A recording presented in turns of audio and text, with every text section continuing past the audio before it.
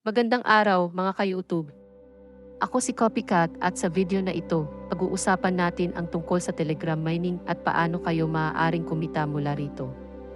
Kung bago ka pa lang sa channel na ito, huwag kalimutang mag-subscribe at i-click ang notification bell para updated ka sa mga bagong videos natin. Una sa lahat, ano nga ba ang Telegram mining?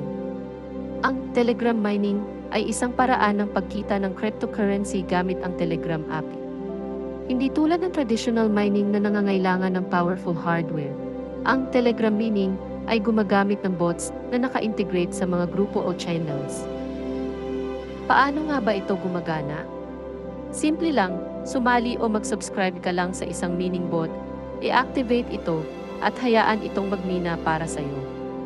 Ang mga sikat na bots na ito ay nagbibigay ng iba't ibang tasks na kailangan mong gawin upang kumita ng crypto. Ngayon, paano nga ba tayo kikita mula sa Telegram mining?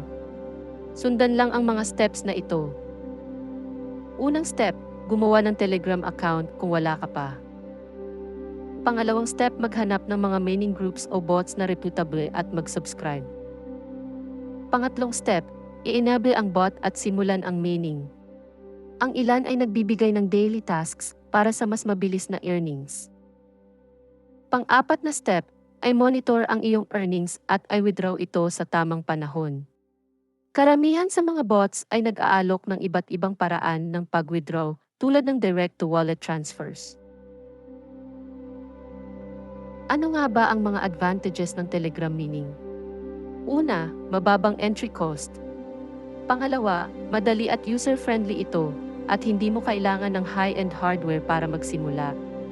Ngunit, may mga disadvantages din tulad ng risk ng scams at phishing, kaya't maging maingat. Marami ang nagtatanong, legit ba ang Telegram mining? Ang sagot, depende sa bot na gagamitin mo. Kaya't mas mabuting mag-research muna bago sumali. Magkano ang maaaring kitain? Ito ay nag-iiba depende sa dami ng tasks na nagagawa mo at sa bot na gamit mo. Laging tandaan na may risks, kaya't mag-ingat.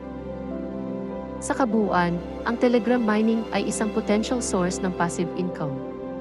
Pero tandaan, maging maingat at siguraduhin na reputable ang mga bots na sasamahan.